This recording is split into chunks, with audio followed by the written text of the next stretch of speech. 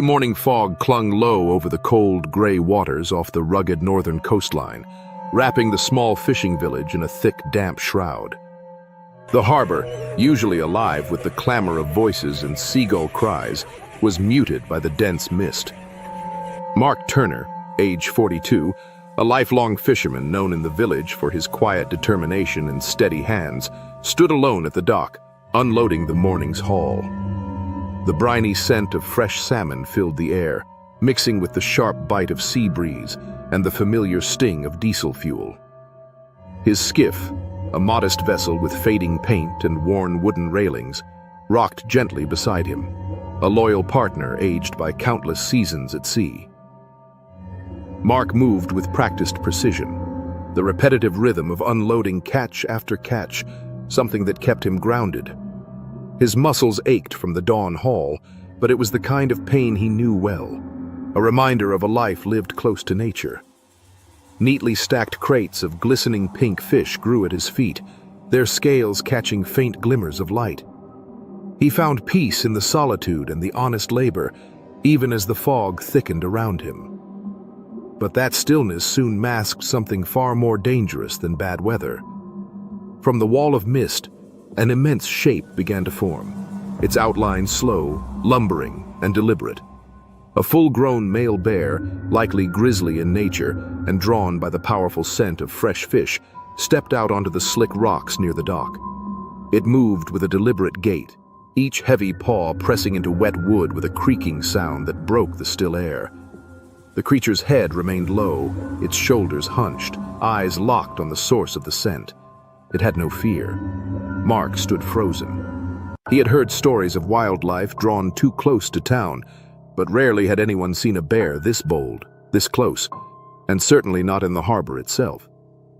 This one moved with intent, not the curious hesitation of a wild animal exploring unknown space, but the directness of a predator that had crossed a line. In an instant, the bear surged forward. It launched itself onto the boat, and the skiff groaned under the sudden weight. Water surged over the sides. The structure rocked violently, nearly tipping, as the massive animal landed on the deck with a thunderous crash. Mark stumbled back, heart hammering, his breath caught in his throat. There was no space to move, no direction in which to run. The bear lunged, its jaws snapping shut on Mark's left arm. The crushing pressure of bone and muscle giving way was immediate and overwhelming. He screamed, pain radiating through his chest as the creature dragged him across the boat's narrow deck. The world became a blur of searing pain, blood spraying across the boards as the bear thrashed him against the hull, ribs fractured under the repeated impacts. Breath left his lungs. Cold water splashed against his boots as the skiff nearly capsized from the violence.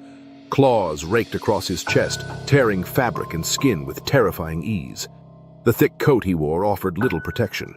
He tried to shove the beast away, to resist, but his strength was vanishing rapidly. The bear, a desperate force driven by instinct, was unstoppable in that moment. From the shoreline, several fishermen had witnessed the terrifying encounter. The surreal image of a wild animal aboard a fishing vessel jolted them into action. They reacted immediately, grabbing hunting rifles from nearby sheds. Shouts echoed across the harbor. The sharp crack of warning shots broke through the fog like thunder. The sound startled the bear, its ears flicking back, nostrils flaring. With a final growl, the bear released its grip and sprang from the boat, landing heavily on the dock before vanishing into the trees that bordered the village. It disappeared quickly, the thick mist swallowing it whole. Silence fell again, unnatural, heavy, and ominous. Mark collapsed onto the deck, his clothing soaked in blood. His breathing came in shallow bursts, and his injuries were catastrophic. His arm was torn and unrecognizable. His ribs were shattered. A deep gash across his torso bled freely. He reached weakly toward the boat's radio, fingers trembling, but consciousness began to slip away. By then, his fellow fishermen had already launched into motion. They reached the boat within moments, wrapping Mark in wool blankets and attempting to staunch the bleeding. Calls for emergency evacuation were shouted into radios. A helicopter arrived swiftly, its rotors whipping the fog into spirals as it descended over the harbor. Paramedics moved with urgent precision, administering oxygen, securing tourniquets, and racing to stabilize his condition. But the damage was too great. The list of injuries was devastating. Punctured lungs, extreme blood loss, massive internal trauma.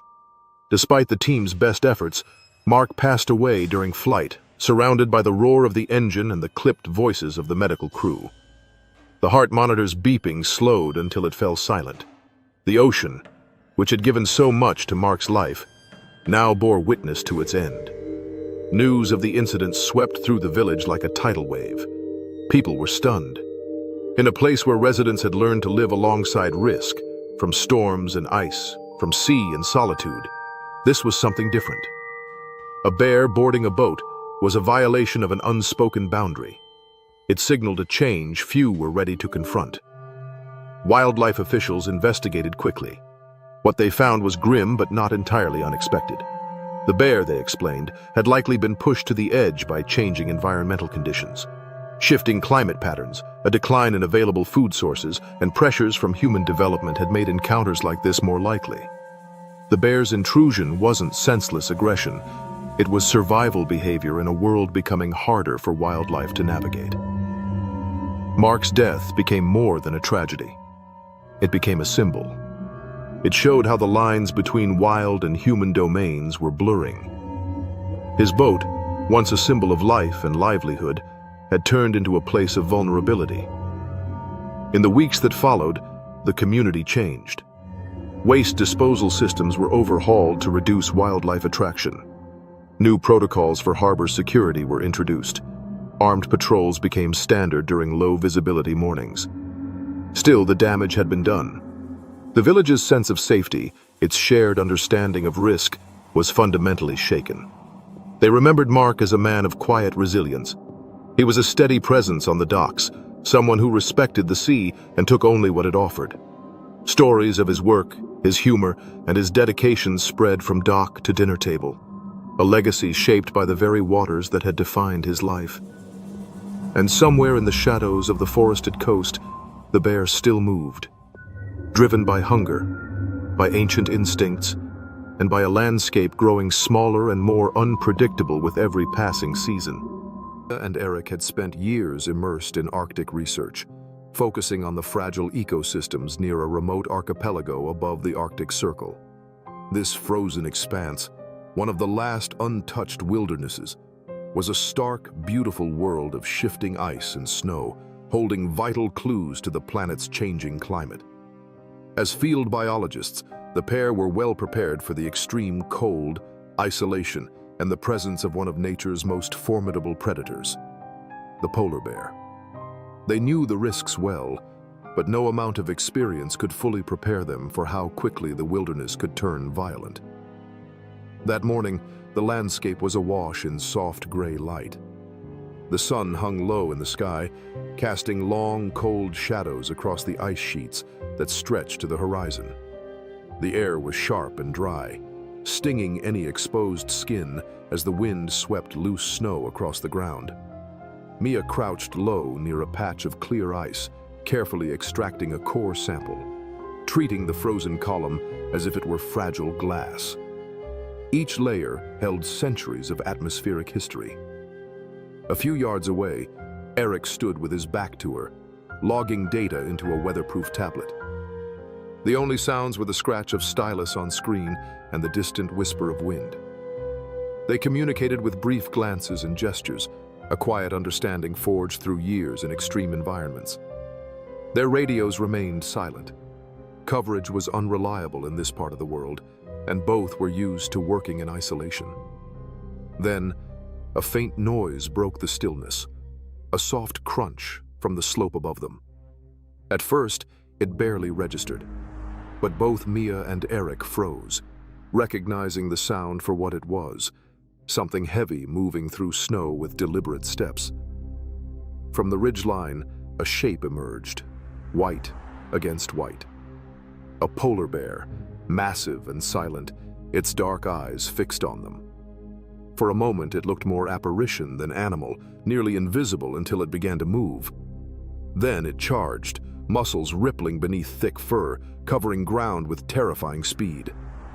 Mia scrambled back, dropping her core tools, heart pounding. She shouted, a sharp, instinctive sound that cut through the wind. Eric turned just as the bear reached him. Its jaws clamped down with staggering force, dragging him down in an explosion of snow and ice. The impact was brutal, the predator's strength overwhelming. Eric thrashed beneath the bear's weight, struggling to break free, but the animal held fast. Acting on adrenaline and training, Mia reached for the flare gun secured to her belt. Her fingers fumbled with frozen buckles. She raised it and fired. Once, then again, sending red flares arching into the sky. The light burst across the ice, startling the bear.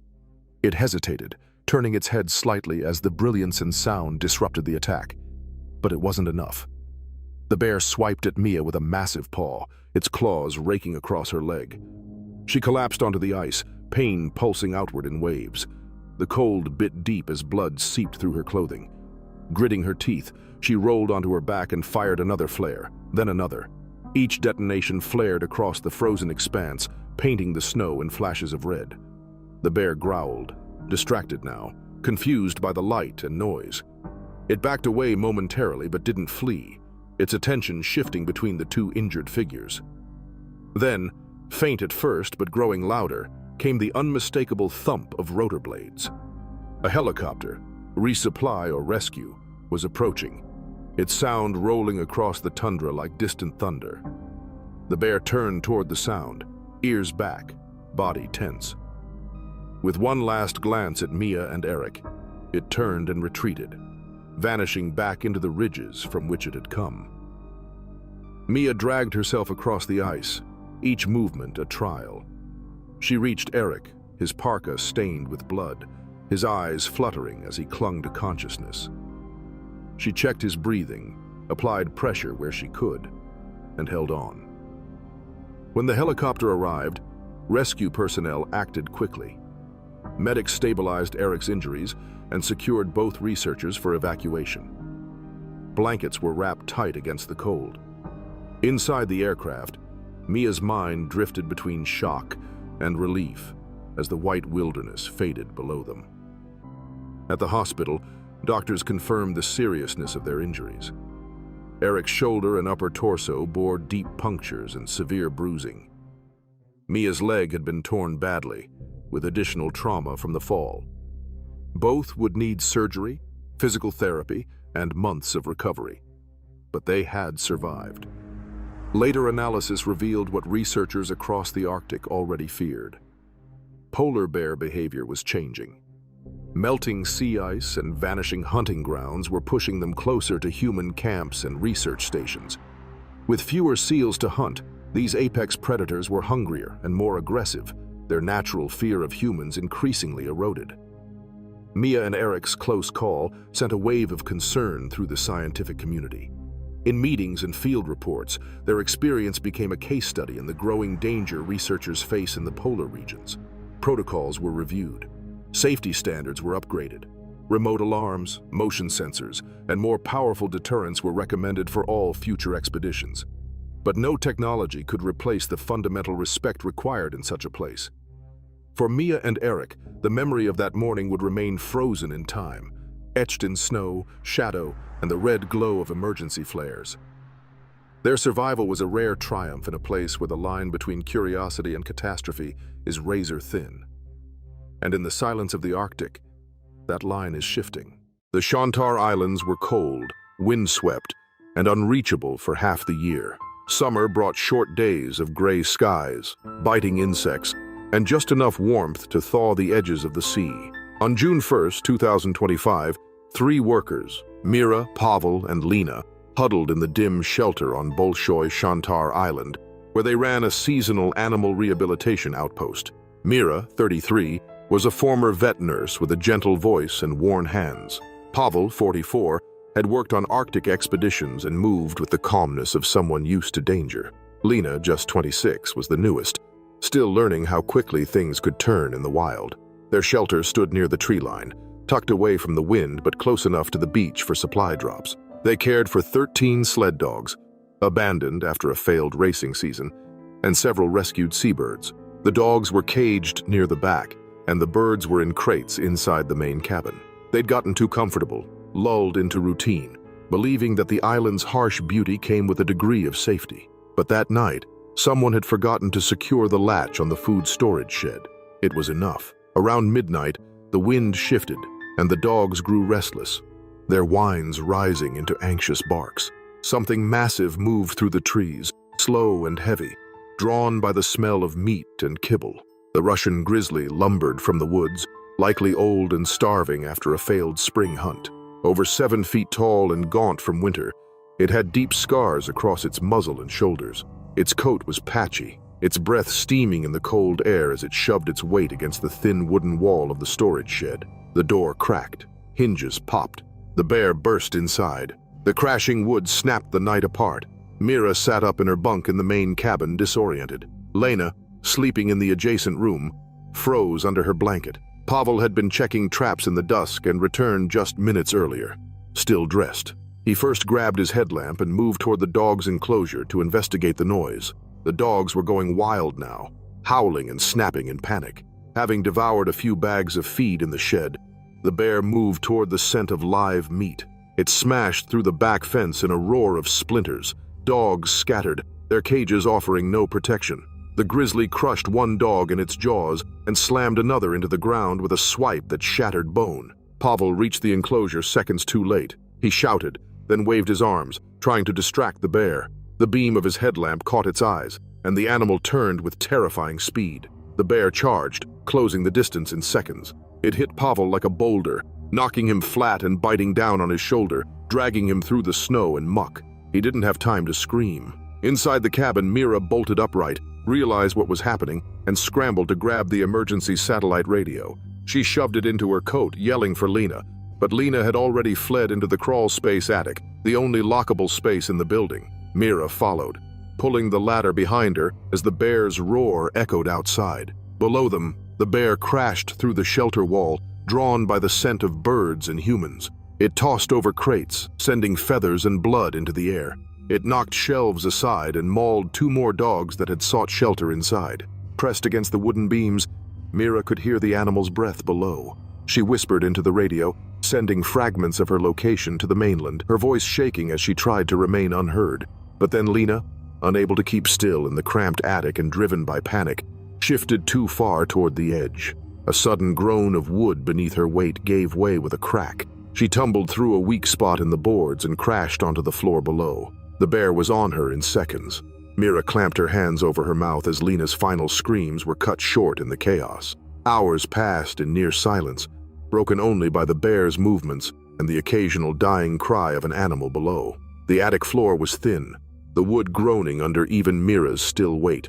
She kept whispering into the radio until the battery died just before dawn. Outside, the wind picked up. The bear, tired and blood-stained, moved in and out of the building, pacing the ruins, pushing at the walls as if expecting more resistance. The dogs were dead or gone. The seabirds had stopped screeching. The shelter stank of blood, fur, and splintered wood. Somewhere around 6 in the morning, the bear wandered into the trees to rest, belly swollen with stolen meat. The silence stretched until late morning. Then, the distant whir of helicopter blades broke across the treetops. Rangers had picked up Mira's message and flown out, landing near the edge of the compound, rifles raised as they stepped into the carnage. The shelter looked like a war zone. Blood smeared every surface. The rear fence had collapsed. Pavel's body lay outside, torn open near the dogs' pens. They found Lena's remains inside the house, mauled almost beyond recognition. But somehow, Mira had survived. When the Rangers opened the attic door, she didn't move at first, just blinked at them in silence. She was alone now, the only one left. It took another hour to find the bear, resting in a shallow dip near the ridge, covered in gore, unafraid even as the men raised their rifles. It didn't run when they shot. It simply slumped and exhaled. Back at the compound, only 5 dogs remained alive, scattered in the woods or hiding under overturned crates. Most of the seabirds were dead, feathers and blood coating the floor. The shelter would never reopen. The tragedy was blamed on food stress and human error. A missing latch, a hungry predator, an isolated outpost too far for quick rescue. The authorities issued a brief statement, but those who saw the aftermath said there was no mistaking the bear's fury. It hadn't just killed to eat, it had destroyed everything in its path. Whether from hunger, madness, or instinct, it had torn apart a place built to heal. And in the ruins of that hope, only one survivor remained to carry the memory of that long, frozen night. Mountains rose steep and silent, their ridgelines fading into mist beneath a darkening sky. Emma had come to this remote stretch of forest seeking solitude, a break from the noise and stress of her everyday life. An experienced camper, she had spent countless nights under open skies, but this trip was different. She was entirely alone, miles from the nearest trailhead, her camp set beside a fast-moving creek flanked by towering evergreens and stillness. As dusk settled over the landscape, the forest quieted. The birds fell silent. The breeze softened into a hush.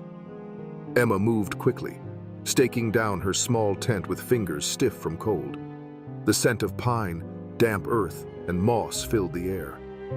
A modest campfire crackled nearby, casting dancing shadows across the clearing as she warmed her hands and enjoyed a rare moment of peace. That quiet shattered in an instant. A violent crashing erupted from the underbrush, branches snapping, brush parting. And then a dark shape burst through the trees.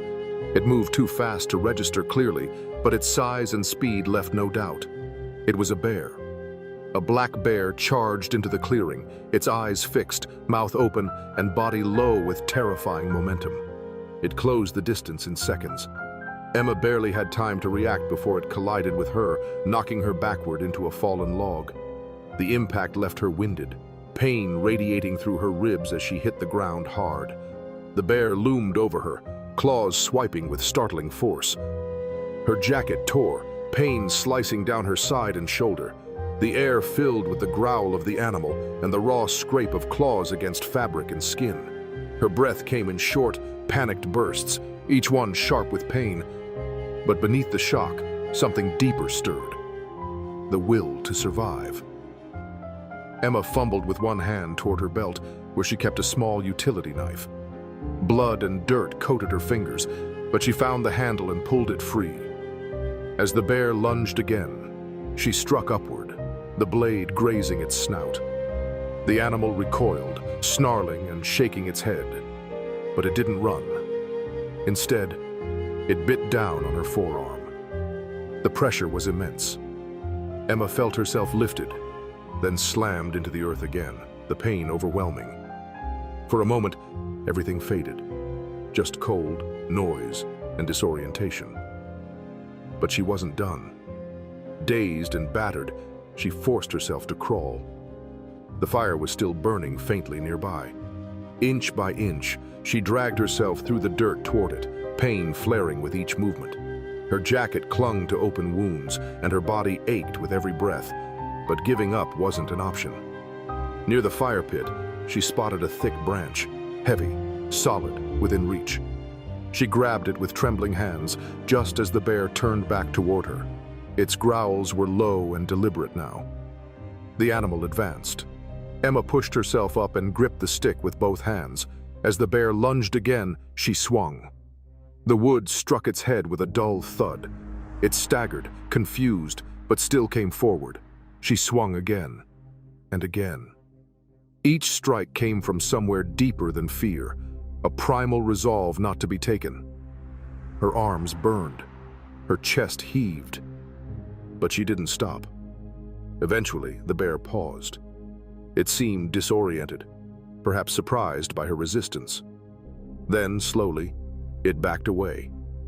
With one final growl, it turned and vanished into the trees, leaving only broken brush and silence in its wake. Emma collapsed beside the dying fire, her breath ragged, body trembling. Her arm hung limp, blood seeping through torn clothing. The cold settled in, and time began to blur. She faded in and out of consciousness, curled near the fading warmth of the coals. By morning, a search team, dispatched when Emma failed to return on time, arrived on foot. They found her slumped near the fire pit, conscious but barely able to speak. Emergency responders stabilized her at the scene and carried her through the forest to a waiting helicopter. She was flown to the nearest hospital for urgent care. Medical staff confirmed that she had multiple broken ribs, serious puncture wounds across her shoulder and arm, and significant blood loss. The bite injuries had narrowly missed major arteries. She remained hospitalized for days and underwent extensive treatment to prevent infection and begin recovery. Wildlife investigators examined the scene and surrounding forest. They determined the bear was likely a juvenile male, old enough to be independent, but inexperienced and food-conditioned. Reports indicated that other visitors in the region had left unsecured food near unauthorized campsites, gradually teaching the animal to associate humans with easy meals. This change in behavior made the bear more likely to approach and react aggressively to people. Emma's case became a powerful reminder that even one person's carelessness with food in the backcountry can alter wildlife behavior in dangerous ways. Rangers reiterated the importance of proper food storage, maintaining a clean camp, and understanding that even the quietest moments in nature can hide risk. For Emma, the road to recovery would be long. The physical wounds would eventually heal, but the memory of the attack, the speed, the weight of the animal, the look in its eyes, would stay with her far longer. Yet she had survived, and in that survival was a testament to her strength, instincts, and experience. Her story spread quickly through the outdoor community, shared in safety briefings, camping forums, and trailhead signs. Not as a tale of fear, but as a lesson in respect. Wilderness can be beautiful, but it is not tame. Even the most experienced hikers must stay vigilant, make thoughtful choices, and never assume safety simply because the forest seems still. As for the clearing where the fire once burned, it remains quiet now. The trees stand tall and indifferent, but the memory of that night lingers, of an unexpected charge, a desperate defense, and a survivor who refused to surrender. It was quiet and still in the shadowed valleys of the Italian Alps near Trentino. Stars twinkled faintly above the towering peaks, their jagged silhouettes cutting sharply against the dark sky. Two college students, Luca and Matteo, had pitched their small tent near a wooded ridge, eager to escape the noise of city life and embrace the rugged mountain wilderness. Both were in their early 20s, youthful, energetic, and enthusiastic, but inexperienced when it came to the harsh realities of alpine wildlife. Their gear was new and carefully selected, and their spirits were high after a long day hiking through fragrant pine forests and wading in crystal-clear streams. The friends had spent months planning this trip. They wanted a complete break from their studies and the constant grind of urban living. They hiked for hours, carrying everything they thought they might need: dehydrated meals, fresh water, compact cookware, and a lightweight camping kit. Their confidence in their preparations was high, yet neither fully grasped the dangers that could arise from something as simple as improperly stored food. By the time night deepened and the clock passed 3 in the morning, a cold silence had settled over the landscape. The students were deep in sleep, unaware that danger was slowly closing in. Outside the thin nylon barrier of their tent, a faint rustling disturbed the stillness. A large form moved carefully near the perimeter of the camp, an adult male brown bear, its thick coat blending into the darkness, its powerful limbs moving with silent precision. Its nose twitched, catching the scent of food that lingered in the air, left behind by careless visitors over recent weeks. Despite repeated advisories from local wilderness authorities about the importance of securing food and disposing of trash correctly, the bear had developed a dangerous familiarity with human campsites. It had learned to associate them with food. Easy food. Over time, its natural fear of people had diminished. Now, driven by hunger and a sense of learned opportunity, the bear was bold enough to investigate once again. The bear crept forward, its enormous paws gliding across the soft forest floor.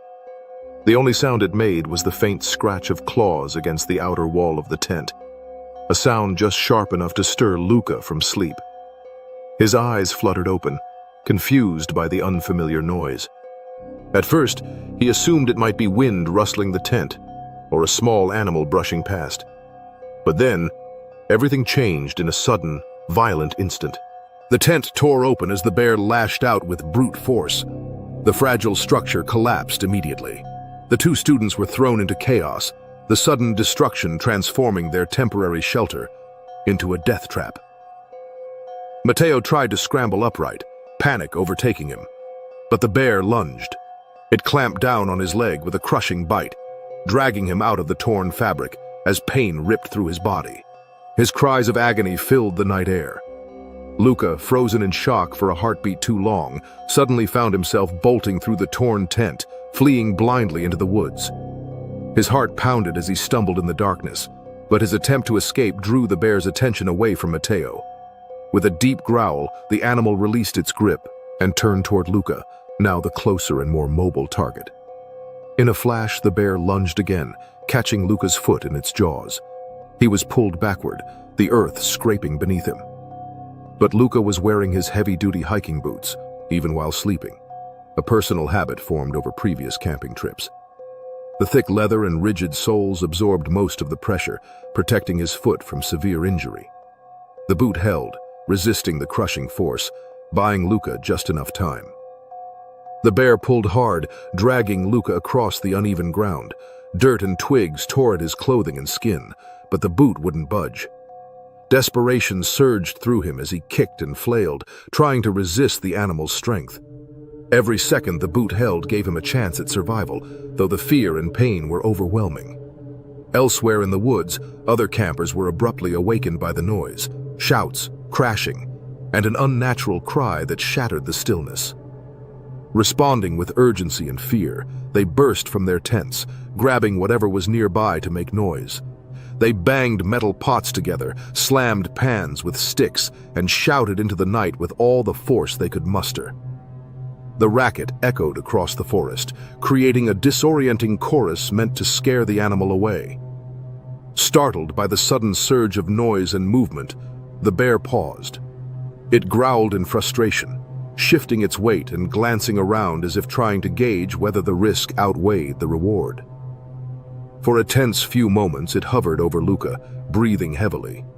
Then, as if making a decision, it growled one final time and released him, retreating slowly back into the shadows from where it had come. Luca stumbled to his feet, disoriented and trembling.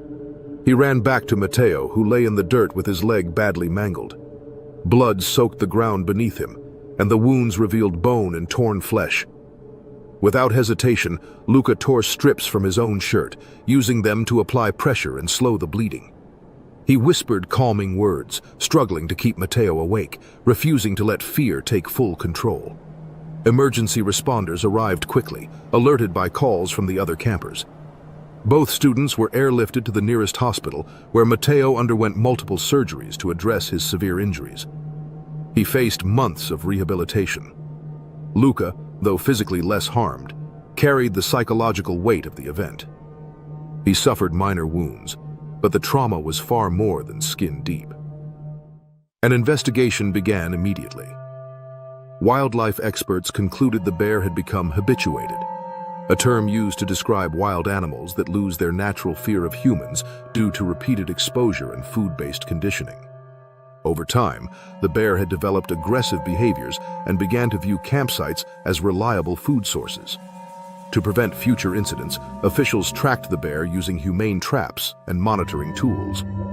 After several days, the animal was captured and safely relocated to a remote wilderness far from areas of human activity.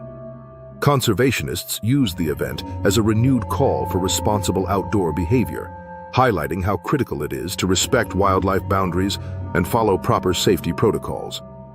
Luca and Mateo's experience soon became a widely circulated cautionary tale. In the stunning but unpredictable alpine wilderness, one lapse in judgment had nearly led to tragedy. What began as a joyful escape into nature transformed into a sobering reminder that respect and vigilance are essential in the outdoors. Their story would serve as a lesson for others venturing into the wild, showing how quickly a peaceful retreat could descend into a fight for survival. The northern winter sky hung low, a pale, frozen dome heavy with snow-laden clouds. Alex Hammond, a seasoned trapper in his mid-40s, had spent decades navigating the unforgiving wilderness of Canada's Arctic Circle. He knew this land intimately, every ridge, every frozen creek, every shifting shelf of ice etched into his mind like an old map. But this day was unlike any other. The cold had come sharper than usual, and the ice, once solid, trustworthy, had grown treacherously thin. Climate change was creeping silently across the tundra, unraveling the rhythms that generations of hunters had relied on. Alex was crossing the frozen expanse of Lake Athabasca on foot. His snowshoes crunched softly over the brittle surface. Traps baited for foxes and hares were spread across the lake, each step measured and cautious. The ice groaned beneath him, a low, ominous warning. Then, without warning, the ice gave way. A sharp crack shattered the stillness, and in an instant, the world inverted. Cold, black water swallowed him whole. He plunged through, the shock like a lightning strike across his nerves. His limbs flailed, scrabbling for purchase on the slick ice as the freezing water clamped down with paralyzing force. It wasn't just cold. It was alive, suffocating, pulling him under. Alex screamed, a sound ripped from somewhere deep, where fear becomes survival. Above him, the ice shuddered beneath a heavy shape.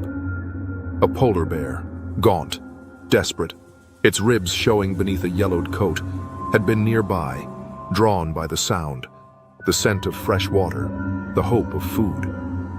With seals and fish vanishing from shrinking ice floes, the bear had become a creature of hunger, pushed far beyond its normal territory.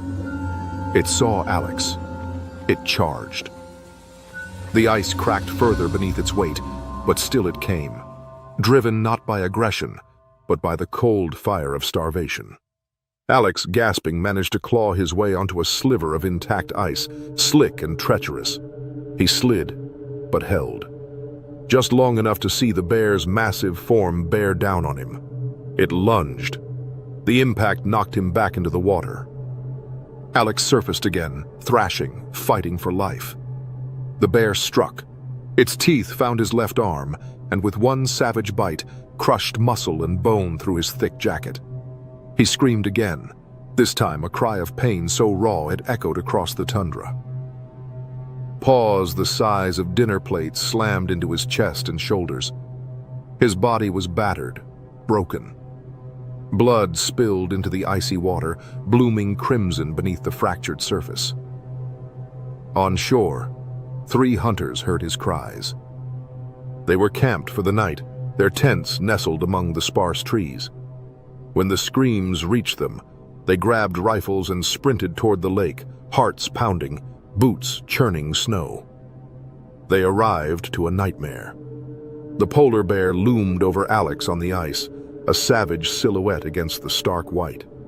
It was biting, mauling, killing. The hunters shouted, fired warning shots into the air. The bear flinched, growled, and released its grip. It turned, loping away with heavy, reluctant steps, vanishing into the dim tree line, a ghost retreating into the snow. Alex lay still. The hunters raced to him, pulling his limp body from the broken ice. He was shivering violently, skin mottled with frostbite, his breaths shallow and fading. They wrapped him in emergency blankets, trying to staunch the bleeding from his mauled arm. Radio calls crackled into the frozen air, summoning a medevac from the nearest base. But time was against them. Hypothermia had already taken hold. His core temperature plummeted, his heartbeat slowed. His lips turned blue, his eyelids fluttered. By the time the helicopter arrived, an hour later, Alex Hammond was gone. His death sent ripples through the northern communities that had long depended on the land's balance. Trapping was a way of life, a tradition rooted in resilience, passed down through families. And Alex had embodied it. Quiet, skillful, cautious to a fault. But this winter, the land had changed. Wildlife officials investigated the scene. Their findings were sobering but clear. The bear's attack was not territorial or predatory. It was desperate. The animal had risked fragile ice and proximity to humans because it had no other choice. Climate change had cracked the ecosystem as surely as it had the lake's surface. Warming temperatures had driven prey farther out, broken hunting routes, and pushed apex predators like the polar bear into fatal proximity with humans. The rules were shifting. Survival was no longer a matter of experience alone. It was a gamble against a changing world. Alex Hammond had respected that world. He had lived within it, never above it. And even he, with all his wisdom, had not been safe. His loss was more than tragedy. It was a warning. On the wind-scoured ice of Lake Athabasca, the bear still roamed, thinner, hungrier, and ever closer to the edge. A symbol of a wild kingdom melting beneath the feet of those who had once called it home. Officer Daniel Reyes had spent 15 years serving rural communities across western Montana. At 39, he was known among the department as calm, sharp, and always the one to volunteer for the roughest assignments. That June morning, his unit had been sent deep into the Swan Range after a hiker was reported missing 2 days prior. A storm had passed the night before, soaking the forest and erasing any obvious trail. It was rugged country, dense, steep, and home to bears. The search team comprised 6 officers, 2 local volunteers, and a pair of dogs. Reyes led them single file up a narrow game trail, carved through thick spruce and tangled willows. The dogs pulled at their leads, noses twitching. The team pushed forward slowly, scanning ravines and checking gullies for signs of movement or discarded gear. The morning air was heavy with pine, and the only sound was boots in wet dirt and the quiet calls of ravens overhead. After an hour, Reyes paused at a bend where the ground opened to a small clearing. Scattered along the trail were bones, fresh elk remains, blood still slick on the ribcage. Some had been torn clean, others gnawed. Reyes crouched and studied them briefly, noting drag marks that led into the brush. He thought the kill looked recent, maybe within the past day. He stood, turned, and gestured for caution. But before the warning left his lips, the willows exploded before them. The grizzly came fast. No growl, no sound, just an eruption of muscle and brown fur from the undergrowth. The bear had likely been bedding down near the carcass, and now in a split second, it reacted as if defending a meal from thieves. The distance between them vanished in a heartbeat. Reyes was at the front, exposed and closest. The bear hit him hard, one paw across the shoulder, knocking him off his feet and onto his back. Before anyone could move, the grizzly lunged again, jaws closing over Reyes' upper chest. Bones cracked audibly. Its head shook violently. Blood sprayed into the ferns. Officers behind scrambled to raise their rifles, some fumbling with safeties, others paralyzed by shock. The bear let out a short huff.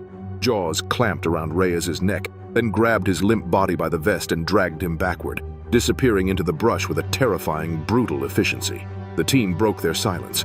A rifle fired, a warning shot into the air. Another followed, echoing through the canyon walls. The bear reappeared for a split second in the brush, eyes wide and mouth red, then vanished again, crashing deeper into cover. Reyes' body was left slumped 10 feet from the trail, half covered in broken branches. Medics rushed in immediately, dropping beside him. His chest was torn open. The wounds were too deep, the bleeding too fast. He had been alive for only a minute or two after the initial attack, long enough to choke on blood and fade before help could reach him. One of the officers dropped to his knees nearby, hands pressed to his helmet, shoulders shaking. Another stood staring, rifle held useless at his side. The medics tried compressions and clamping wounds, but it was already over. They called it in. Officer down, fatal bear attack. The radio hissed as the signal echoed through repeaters back to base. The forest was silent again, but the air hung thick with iron and grief. The team secured the area for the next hour, posted guards along the perimeter, and waited quietly. Wildlife agents arrived with tranquilizers and bear dogs. They tracked the grizzly for most of the afternoon, but halted pursuit after signs suggested it had fled the area entirely. They analyzed the scene and determined the bear's behavior wasn't predatory. It had been startled, its food threatened, and it reacted on instinct. That didn't make the result easier to bear. Reyes's body was flown out by helicopter that evening. Officers stood in a line, silent as the stretcher passed. Some removed their hats. One of the volunteers who'd joined the search had gone pale and refused to speak for hours after. The investigation concluded 2 weeks later. Wildlife officials confirmed the grizzly was a mature adult male, most likely food-stressed from a harsh spring. It had not sought out the officers, only responded to a perceived threat near its kill.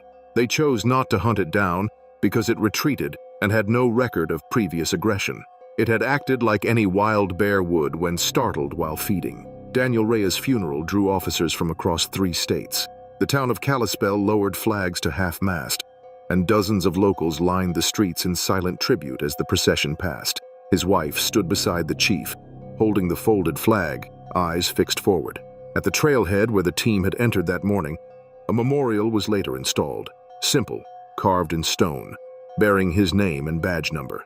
The attack haunted the surviving officers. Some sought counseling. Others returned to the field quickly, needing to face the wild again before fear settled in too deep. They all remembered how fast it happened, how sudden, how helpless they'd felt when the forest turned against them in those few seconds. It remained one of the rare, fatal attacks on law enforcement by a wild animal in U.S. history. Not because the team lacked training or awareness, but because nature offers no guarantees, and wild predators don't weigh consequences. They react. Even seasoned teams, armed and prepared, aren't immune when walking into a feeding site, blind to what waits beneath the brush. In the months that followed, new protocols were established. Search teams now avoided game trails showing fresh kill. Officers were retrained in fast react drills and given better non-lethal deterrence. But no one forgot the silence that followed Reyes's final breath, or the thud of the bear as it vanished back into the trees. His last act had been to lead, to take point up a trail that seemed ordinary until it wasn't. He never had the chance to raise his weapon, never had time to shout. In that wild corner of Montana, the line between safety and death proved as thin as a branch in the wind, and just as easy to snap. The bus creaked as it rolled to a slow stop along the narrow dirt road near the river in the heart of a remote region. Towering trees lined the steep ravine to the right, and to the left ran a shallow salmon stream, its waters glinting pink with spawning fish.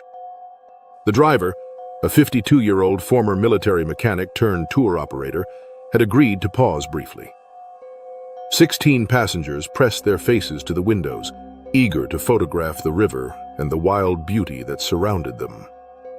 Natalia Guseva, a 27-year-old traveler, sat near the middle, arms still sore from a recent mountaineering trip. She remained quiet and observant, more cautious than most of the others, many of whom were retirees from a nearby city. The group laughed and focused their cameras toward the water. A retired biology teacher leaned out of his window, intent on capturing an image of the salmon. No one noticed the shifting trees on the far bank or the low huff of breath that preceded the chaos. Without warning, a massive shape burst from the thicket. A large bear, likely weighing over 700 kilograms, lunged out of the brush and barreled across the stream, sending water spraying into the air. It did not hesitate. With a roar that shattered the stillness of the forest, it smashed into the side of the parked vehicle with its shoulder, the metal groaning beneath its weight. The glass nearest the impact shattered inward. The driver, startled by the thunderous blow, panicked. His foot hit the accelerator, but his hand jerked the wheel too far to the right. The rear wheels slipped in the loose dirt, the bus tilted, and gravity took over. The vehicle teetered for a heartbeat on the edge of the ravine, then tipped. The sound that followed was sickening. A screech of metal and the low, grinding thump of earth and steel colliding as the bus plunged downward. Trees splintered as it rolled end over end. Windows exploded. Luggage shot into the air like confetti. Passengers were flung about like dolls. Above the carnage, the bear stood at the edge, chest heaving, watching the bus vanish. Inside the tumbling wreck, the mountaineer's seatbelt held during the first rotation. Then the buckle snapped. She slammed into the seat ahead, the ceiling, and the wall. A high, brief scream was heard. then quickly swallowed by the crash. A tree trunk pierced the side wall, impaling the center aisle. The rear end of the bus tore open, and 2 passengers were ejected into the forest below. When the bus finally came to rest, it lay twisted and smoking against a cluster of birch and pine. The scent of oil and blood hung thick in the air. The mountaineer regained consciousness in a heap of limbs and debris. Her head throbbed, and blood ran down her face from a gash in her scalp.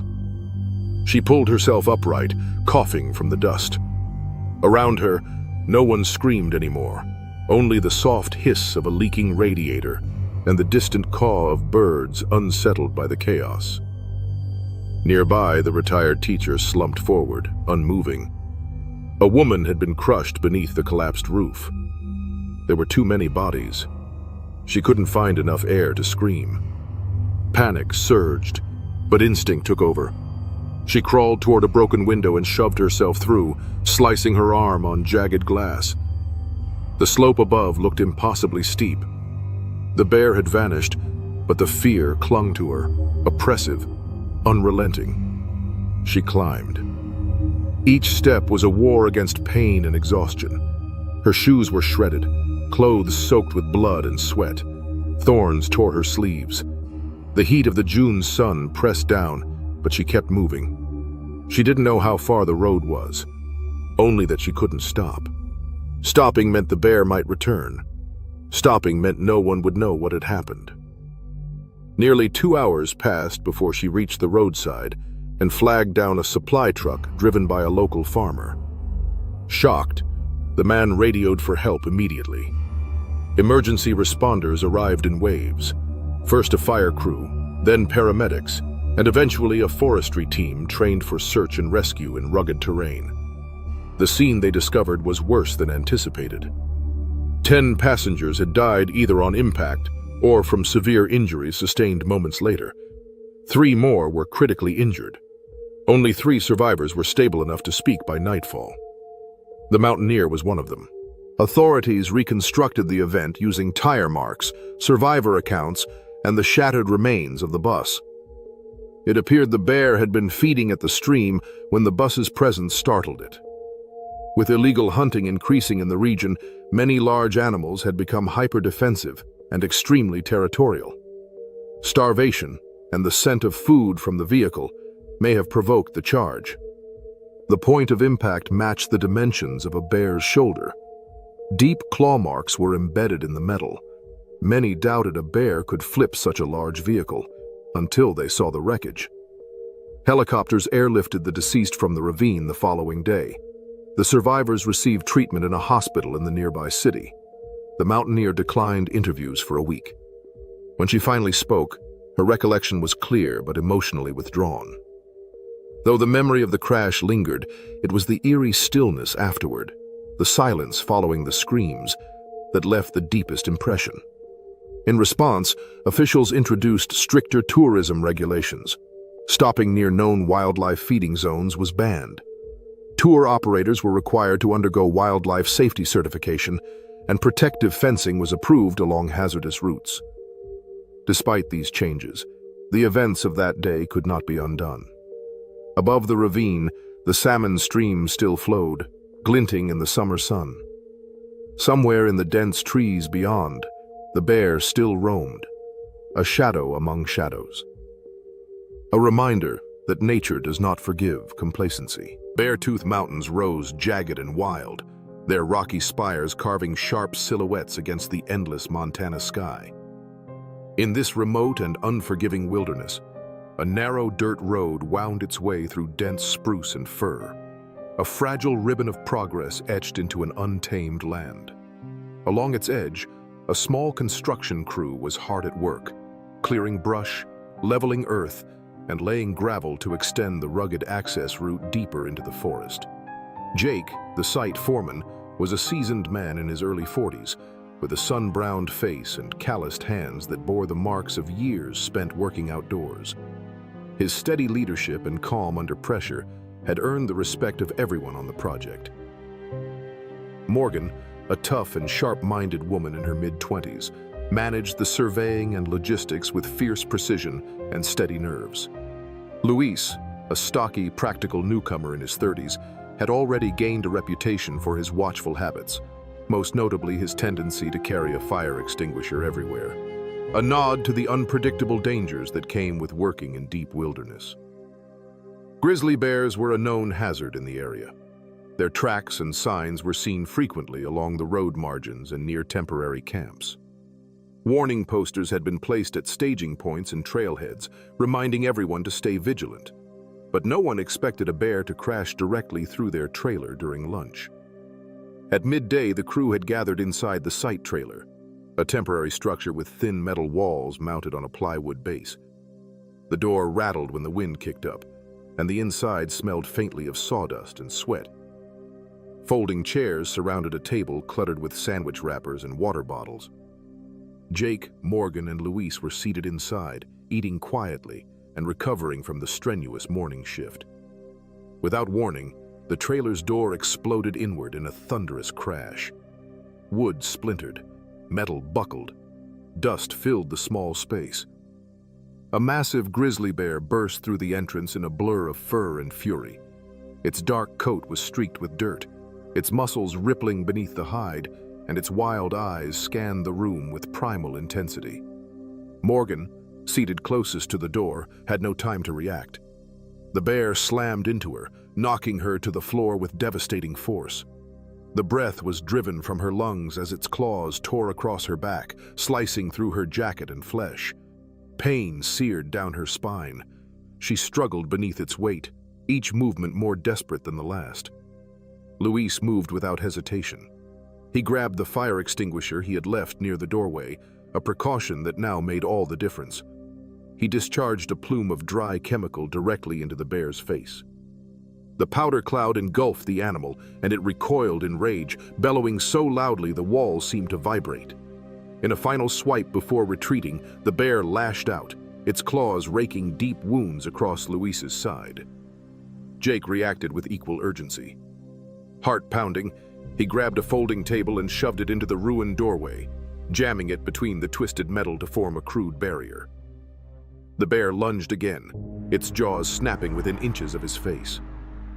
Jake held his ground, the table groaning under the pressure as the bear slammed into it, snarling and thrashing with astonishing force. The trailer trembled. Metal siding tore away in jagged strips, the air filled with the sharp scent of blood, dust, and adrenaline. Screws popped loose, bits of insulation fell like snow. Morgan gasped on the floor, pain radiating from her shoulder and back. Her arm was fractured, and her breathing was shallow. She fought to stay conscious, her fingers twitching against the grit-covered floor. Luis, bleeding and shaken, stayed on his feet. Every instinct told him to run, but he kept the extinguisher raised, watching the bear through the haze, ready to strike again if it surged forward. The bear continued to attack, hammering the table, roaring with fury. Its immense weight pressed against the barrier. Its claws gouged deep marks in the wall, and its breath steamed in the cold air. Time stretched and warped in the chaos. And then, as suddenly as it had come, the bear relented. It backed away, let out a final guttural growl, and vanished into the trees. The aftermath was thick with silence. Not even the birds called. The only sound was the wheezing breaths of the 3 crew members and the soft creak of the damaged trailer settling in the wind. Within an hour, wildlife officers arrived by utility vehicle, their expressions grave as they surveyed the scene. The bear had vanished into the timber, but claw marks, torn metal, and blood-smeared surfaces told the story clearly. Medical teams treated Morgan's injuries on site before evacuating her. Her arm was immobilized and the lacerations on her back were stabilized. Luis's wounds were deep but not life-threatening. He was bandaged and kept alert while awaiting transport. Jake, though uninjured physically, bore the full emotional weight of the attack. He had fought to keep the bear out and his crew alive, but the sheer force of the encounter had left him shaken. Wildlife officials later confirmed that the bear had been seen scavenging from improperly stored food caches in the days prior. It had grown emboldened, food-conditioned, and aggressive. Its behavior was no longer typical of wild grizzlies, and it posed an immediate danger to humans in the area. The project was halted indefinitely. Crews were evacuated. The forest reclaimed the worksite almost overnight. Machines stood idle under tarps, and the trailer remained behind, dented and scarred, a reminder of what had happened. For Jake, Morgan, and Luis, the wounds would eventually heal. But the fear and awe they'd felt in that moment, inches from something so immense, so unpredictable, would linger far longer. The balance between humans and wild places had tipped, however briefly, and it left a mark. In this part of the wilderness, the rules of survival were simple but absolute. Stay alert, show respect, and never underestimate what lives beyond the tree line. The circus tent stood like a giant striped monument at the edge of the city, pulsing with music and bright lights as hundreds of people crowded inside. Laughter and anticipation filled the air while children tugged at their parents' sleeves, and performers in sequined costumes moved through the crowd, tossing candy and balloons. The ringmaster drew attention beneath the arched beams of the canvas roof, and in the center ring, under a spotlight of golden haze, a massive brown bear stood upright, balancing on its hind legs and turning slowly on a platform to delighted applause. The bear, nearly 7 feet tall and weighing over 600 pounds, was the grand finale of the night, a spectacle that drew families from across the region. Children stared with wide eyes as the towering animal, clad in a loose red collar and guided by 2 handlers with long poles and treats, moved through a routine of rehearsed gestures, standing, bowing, and spinning. Each movement appeared stiff but controlled, the illusion of discipline held together only by training and familiarity. Unseen beneath the surface, however, a quiet unease stirred within the animal. In the front row, a boy named Lucas, 8 years old with a round face and tousled brown hair, sat beside his mother and younger sister. Clutching a box of popcorn, he leaned forward, entranced by the towering bear. Its thick fur gleamed under the lights, and clouds of breath escaped its mouth despite the warmth inside the tent. The handlers barked commands and waved treats to maintain the act, yet something seemed off.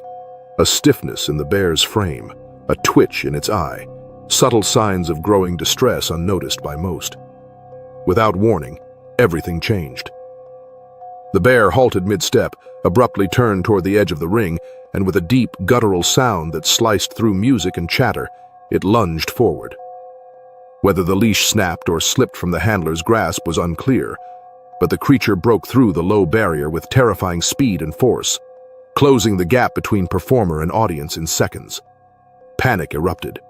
Screams rang out as spectators bolted from their seats, toppling chairs and spilling food. The bear had already locked eyes on Lucas, who sat frozen in fear as the enormous creature reared up before him. With one swipe of its paw, it sent the popcorn flying.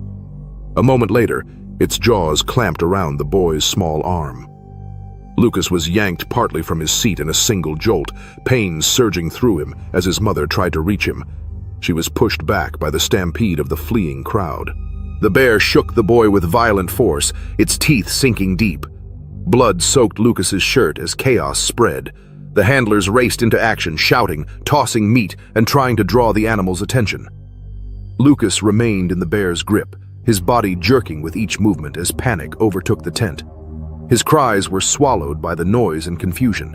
A metal pole jabbed into the bear's side, not hard enough to harm, but enough to startle it. The animal growled, blood on its mouth, and hesitated. Yet instead of releasing the child, it clamped down harder. More handlers rushed in, forming a wide arc, shouting, clanging tools, and creating as much commotion as possible to distract the animal. After moments that felt like an eternity, the bear dropped Lucas. The boy collapsed, limp and bloodied. As the bear turned to swipe at a nearby trainer, 2 men rushed in and pulled Lucas out of reach. The team surrounded the animal, forcing it back toward the ring. Reinforced gates slammed shut behind it, locking the creature away once more. Lucas was carried to the exit, pale and barely conscious, his arm badly injured. Medics arrived swiftly and placed him in an ambulance as onlookers gathered outside. Sirens echoed into the night while news of the incident spread quickly. The circus grounds dissolved into flashing lights, sobbing parents, and urgent questions. At the hospital, surgeons worked into the early morning. They managed to save the arm, though the damage was extensive. Doctors warned of a long recovery, both physical and emotional. Though Lucas survived, the experience, the image of the bear, the sounds of terror, the helplessness, left deep marks on everyone present that night. The aftermath brought swift consequences. The circus faced immediate scrutiny. Safety measures, licensing, and the use of wild animals in performance came under harsh review from local authorities and animal welfare groups. Within days, multiple shows were canceled, and an investigation was launched. The public response was intense, and discussions around legislation banning the use of wild animals in entertainment gained traction. In time, Lucas began to recover, though the journey ahead remained difficult. The memory of that night, the noise, the power of the animal, and the confusion would remain with him and those around him for years. The spectacle that had once drawn awe and excitement now stood as a symbol of the unpredictable dangers lurking beneath the surface of human-controlled displays. For many, it marked the beginning of a long overdue conversation about the ethics of wild animals in captivity and the responsibilities owed to both the creatures and the people placed so close to them. Wind howled along the rugged coastline of a remote Alaskan island, driving cold spray over the churning channel where Daniel and his friend Mark paddled side by side. Both men, in their early 30s, were seasoned outdoorsmen with years of experience navigating harsh terrain. Daniel, lean and independent, often ventured out alone, while Mark, more methodical and physically broader, was equally skilled, especially on the water. They had planned a short expedition along the island's forested edges with the intention of setting up separate camps for the night. Each sought the solitude that only the wild could offer, and the island, remote and sparsely traveled, offered that in abundance. As dusk approached, Daniel pulled his kayak onto a narrow, secluded beach nestled within a rocky cove. The surrounding shoreline was thick with evergreens, mossy undergrowth, and fallen logs, an ideal spot for a quiet overnight stay. He set up camp quickly, pitching his tent near the forest's edge. Confident in his surroundings and experience, he placed his food bag close to his tent, not secured or elevated, assuming that so close to the shoreline, wildlife wouldn't pose a problem. Across the inlet, Mark continued searching for his own camp location. He saw the faint flicker of Daniel's fire through the trees before nightfall swallowed the landscape. As the sky dimmed and wind picked up, Mark busied himself with his own preparations, unaware that something was already moving in the forest near Daniel's camp. Hours passed. The rhythmic sounds of waves breaking and seabirds calling became background noise until they were shattered by a scream, sharp, raw, and unmistakable. It carried across the water like a siren, then cut off just as suddenly. Mark's blood ran cold. His instincts flared, and he immediately left his camp behind, sprinting toward the sound with only a flashlight and radio. The forest between him and Daniel's site was dense and uneven, thick with tangled roots, damp moss, and hidden obstacles. He moved quickly but clumsily, driven by urgency. When Mark burst onto Daniel's beach, what he saw froze him in place. A massive Kodiak bear stood near the shoreline, its thick coat damp and glistening in the dim light. Between its jaws, it gripped Daniel's overturned kayak, dragging it inland with terrifying ease. Its strength was unnerving, effortless, even as waves pounded the shore behind it. Mark acted on instinct. He shouted, waved his flashlight, and hurled rocks, trying to distract or drive off the animal. The bear paused, dropped the kayak, and turned sharply. It charged without hesitation. Mark stumbled backward, narrowly avoiding a fall, his heartbeat thunderous in his ears. He retreated behind driftwood and brush, managing to call the nearest ranger station. His voice, though shaking, was coherent enough to describe what he had seen and give their location. The bear, after a few tense moments, turned again and vanished into the trees.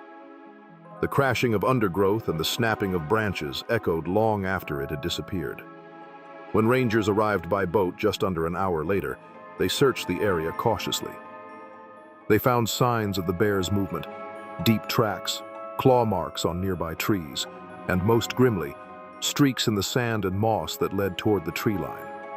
There, beneath a tangle of broken limbs and forest debris, they found Daniel. The damage was immediate and devastating. His kayak lay nearby, splintered and deformed. Investigators later confirmed that the attack had been swift and overpowering, leaving no time to react or escape. Daniel had suffered severe trauma during the initial moments of the encounter. Over the next 2 days, wildlife officials tracked the bear through the dense terrain.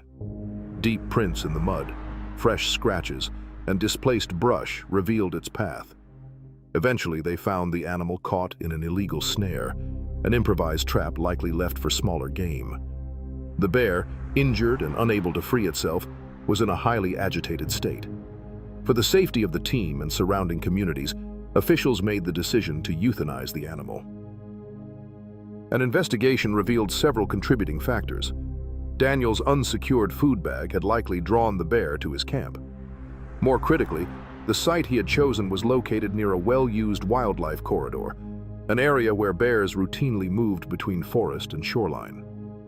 Notices had been circulated earlier in the season, warning of bear activity in the region, but it appeared the danger had been underestimated. Mark's quick response and clear communication helped contain the situation and initiate a swift response. But the emotional weight of the moment, seeing the signs, hearing the sounds, and knowing what had unfolded, left a lasting impact. The wild, it turned out, had little regard for experience or preparation when a single decision tipped the balance. Daniel's body was respectfully recovered and transported to the mainland, where friends and family gathered to honor a man who had devoted much of his life to exploring remote places.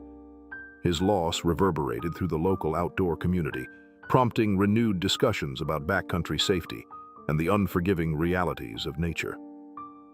In the days that followed, the beach grew quiet again. Fewer visitors passed through, and those who did moved more cautiously. Rangers reinforced the need for proper food storage and wildlife awareness. Daniel's story was told in ranger cabins and trailhead briefings, a stark reminder of how quickly control can dissolve in the wild. There were no headlines or viral videos, only a weather-worn memorial stone left by a friend, small, smooth, and placed at the edge of the forest. Nature, unbothered, continued on. The wind still swept the shoreline, the waves still broke against the rock, and the cove returned to silence. But for those who heard what happened there, the lesson was clear. The wilderness offers beauty, but it demands respect. One overlooked precaution, one misstep, can turn solitude into tragedy. The narrow forest road twisted through the hardwood canopy, like a serpent, its cracked asphalt littered with fallen branches and patches of gravel. It was just after 6:30 p.m. on June 10th, and the fading sunlight filtered through the trees, painting streaks of gold across the windshield of a mid-sized crossover. The driver, a 34-year-old software developer from Harrisburg named Ethan Webb, had chosen the scenic route back from a remote cabin retreat. He was alone, half-focused on the long drive ahead, while a quiet podcast murmured through the speakers. The woods were dense and silent, miles from the nearest town, with no cell signal and almost no traffic. The isolation never bothered him. In fact, he welcomed it. He found peace in the quiet and stillness, but that peace was shattered in an instant. A dark shape bolted from the left side of the road, a fully grown black bear, swift and low, its limbs a blur of motion and fear. Ethan reacted on instinct, yanking the wheel hard to the right. The tires screamed across the pavement. Then came a metal-on-wood crunch as the vehicle veered off the edge of the road and slammed into a tree. The front end crumpled with devastating force. Airbags exploded from the dashboard, flooding the cabin with acrid dust. Disoriented and aching, Ethan groaned and blinked through the haze. The engine clicked under the buckled hood as smoke began to rise from the front grille. His chest ached where the seatbelt had snapped tight, and blood trickled from a shallow gash above his right eyebrow. But he was conscious, alive. Dazed, he forced the door open and stumbled out into the humid evening. The forest felt suddenly claustrophobic, the trees pressing in on both sides. Ethan moved toward the front of the car, limping slightly, trying to make sense of the damage. The bumper was mangled, the headlights destroyed, and fluid hissed from underneath onto the forest floor. Just beyond the ditch, behind a tangle of ferns, something shifted. He froze. There, just beyond the tree line, stood the same black bear. It was closer than before, much closer. Its posture was low and uneven. One front leg dragged unnaturally. Its mouth hung open, tongue exposed, and a dark smear of blood leaked from its right flank. It was no longer fleeing. There was no time to react, no time to run, shout, or retreat. The bear lunged. In 2 bounds, it crossed the ditch with startling speed. A guttural grunt escaped it as it slammed into Ethan's chest, knocking him to the ground. The back of his head hit the earth hard, the breath torn from his lungs in a single exhale. Massive paws pinned his shoulders. Then came the teeth, yellow, wet, and fast. Claws tore through fabric and skin. Blood sprayed as the bear shredded through his torso. He thrashed beneath it, legs kicking, arms flailing, but the bear's weight was insurmountable. His cries rang through the trees, brief, sharp, and filled with panic. A pickup truck appeared moments later, its silver frame catching the last streaks of sunlight as it rounded the bend. Behind the wheel, a retired lineman named Harvey Bell saw the wrecked vehicle first. Then the shape of the bear crouched over something in the road. In the passenger seat, his wife gripped the dashboard in silence. Harvey leaned on the horn. The sound pierced the forest, echoing off the trees, but the bear remained fixed.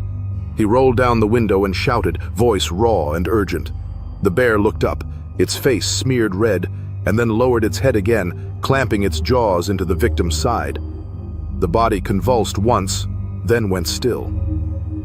Acting without a plan, Harvey grabbed a water bottle and hurled it out the window. It bounced off the bear's back. At last, the animal paused, snorted, and then turned, limping as it slipped back into the forest, trailing blood and moving with a stiff, erratic gait. They leapt from the truck and rushed to the man on the ground. The damage was beyond anything either had seen. His torso was torn open, a leg was mutilated, and his skin had gone pale beneath the blood. Marla, trembling, knelt to check for a pulse, though she already understood the truth. By the time emergency responders arrived 20 minutes later, Ethan Webb was dead. The scene baffled wildlife officers. Fatal bear attacks in the region were nearly non-existent. Black bears, known to be shy and reclusive, rarely engaged with humans. Yet this one had pursued, attacked, and killed, breaking all expectations. Forensics and veterinary assessments later revealed that the bear had suffered significant injuries, possibly struck by Ethan's vehicle as it crossed the road, or already hurt prior to the collision. Either way, the bear had been disoriented, bleeding, and likely frightened. Wildlife officials surmised that when Ethan exited his vehicle and approached the roadside, the wounded animal reacted out of instinct, perceiving a threat where there was none. That split-second interaction sealed the outcome. The bitter irony weighed heavily on those who investigated. Ethan had swerved to spare the bear's life. That act of compassion ultimately put him in the path of the very animal he meant to avoid harming. Whether he stepped out to inspect the damage, look for help, or simply regain his bearings, he found himself within reach of a creature in pain. His family was informed that night. His father, a former state trooper, called the event a freak occurrence, a brutal case of timing and circumstance. Others speculated more broadly, pointing to deteriorating forest conditions, increased traffic, and habitat fragmentation as compounding pressures on wildlife. What once was safe wilderness now held danger in plain sight. Harvey Bell later offered a brief, solemn statement. Neither he nor Marla could shake the memory of Ethan's final moments, his eyes wide, frightened, and confused. They asked themselves if there was something more they could have done. The silence that followed that question offered no answer. 1 week later, state officials tracked the injured bear to a nearby ravine. It was euthanized humanely. Necropsy results confirmed internal injuries consistent with vehicular trauma, fractured ribs and torn muscle, likely inflicted during the collision. No fault was formally assigned. The animal, they said, acted as any might under duress and fear. In a quiet warning to the public, authorities issued a new advisory. If you strike wildlife, do not exit your vehicle, call for help. Remain inside. Wait for trained responders. Back on that winding forest road, the cracks in the asphalt were still lined with shards of glass, smeared oil, and old blood. The silence had returned, but it no longer brought peace, only grief. Arctic fjords of a high northern region were cloaked in deep, biting cold as a group of friends moved steadily across a frozen shoreline, their snowboards cutting through pristine snow beneath a pale gray sky. Wind whispered through jagged cliffs, carrying the faint scent of sea ice and salt that clung to the icy terrain. Among them, a man in his late 20s named Eric stood slightly apart, lean and observant, taking in the breathtaking but unforgiving beauty of the remote wilderness. The group had sought a day of adventure, drawn by the solitude and challenge of snowboarding in one of the world's most isolated environments. Their movements were fluid, their laughter quiet but genuine, filled with shared excitement and the silent trust built among people facing the elements together. What none of them noticed was the large figure silently moving through the distant tree line, concealed almost entirely by the snow and mist. A polar bear, driven by hunger and desperation due to dwindling access to its natural prey, had ventured closer to the shoreline than usual. Its thick white fur rendered it nearly invisible against the frozen backdrop, and its heavy paws moved with a silence that defied its massive size. As Eric adjusted his stance and prepared for the next descent, his focus was elsewhere, unaware of the danger closing in. Suddenly, the bear charged. The quiet of the Arctic morning was shattered by the thunderous force of its sprint. Eric had only a fraction of a second to register the movement before the animal collided with him, knocking him violently to the frozen ground. The sheer impact stunned him, the cold surface beneath his body cracking and shifting beneath the weight of the collision. The others turned at the sound, their moment of joy ripped apart by the chaos now unfolding only yards away. The predator attacked with unrelenting force, its jaws closing on Eric with primal precision. The weight of the animal pressed the air from his lungs as it struck again and again. The cold wind faded into the background as pain and shock overtook him, and the snow beneath turned dark with blood. Eric struggled, driven by instinct, but the bear's strength was overwhelming. Its claws and teeth tore into him with terrifying efficiency, leaving him broken and battered in moments. The others, frozen by fear but driven by the will to act, scrambled into motion. Some fired emergency flares into the air, hoping the noise and sudden bursts of light would disrupt the attack. Others shouted and struck rocks together, using sound and movement to create confusion. For a brief moment, the bear hesitated, its eyes flicking toward the chaos erupting nearby. But hunger and instinct prevailed. The attack resumed with a final surge before the animal turned and began to retreat. Slowly, the bear moved back into the tree line, its massive form fading into the snow and fog until it was once again part of the Arctic stillness. The silence that followed was overwhelming. Eric lay motionless on the ground, the snow around him disturbed and stained by the violence of the encounter. His friends gathered quickly, their faces pale with shock, doing what they could to keep him warm and responsive while sending out emergency signals. Rescue crews arrived swiftly, guided by the flares and distress calls. Eric was transported by emergency team to the nearest medical station, but the damage had been too severe. Despite their best efforts, his injuries proved fatal. His life ended quietly in the cold, a tragic reminder of the risks hidden within the stark beauty of the far north. The incident sent waves of shock through nearby communities, where life was always shaped by the rhythms and risks of the wilderness. Though devastating, the attack was not an isolated occurrence. In recent years, polar bears had increasingly come into contact with humans, their habitats shrinking and traditional food sources vanishing due to rapid environmental changes. Wildlife specialists responded with urgency, emphasizing that encounters like this were becoming more frequent and more dangerous. Authorities issued immediate warnings, encouraging travelers and explorers to take greater precautions when entering polar bear territory. New safety guidelines were implemented. Travel in groups, carry deterrent devices, maintain constant vigilance, and avoid known wildlife corridors. Local leaders also called for improved infrastructure to support both human safety and wildlife conservation, advocating for long-term solutions that could help reduce these tragic confrontations. The public response was one of grief, reflection, and reevaluation. Adventurers reconsidered the allure of the untamed, weighing the risks more seriously.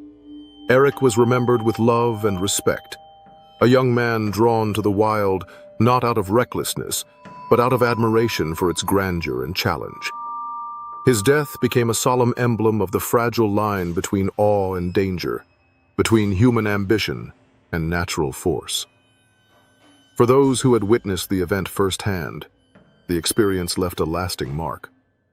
The sound of the bear's movements, the sight of Eric beneath it, the chaotic scramble to intervene, all lingered long after the snow was undisturbed again. In the weeks that followed, memorials were held and stories were shared. Eric's legacy became more than the story of a tragic accident. It became a catalyst for awareness. His death highlighted the urgent need for coexistence strategies that respect both human life and the needs of vulnerable wildlife. As climate change continues to shift the balance of remote ecosystems, such encounters may grow more common. Yet with awareness, education, and planning, the goal remains to prevent such tragedies, honoring both the people who venture into the wild and the animals struggling to survive within it.